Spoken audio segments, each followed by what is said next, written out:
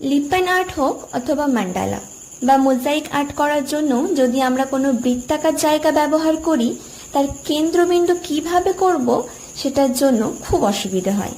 আজকে কিভাবে খুব সহজেই তোমরা কেন্দ্রবিন্দু বের করতে পারবে সেটাই দেখাবো। এই পুরো ভিডিওটা খুব ভালোভাবে দেখো, তাহলেই বুঝতে পারবে। প্রথমে আমি যে বৃত্তাকার বোর্ডে কাজ করব তার মাপে একটি কাগজ কেটে নিয়েছি। আমার বৃত্তটি যত বড় সেই মাপেই কেটেছি, বড়ও নয় ছোটও নয়।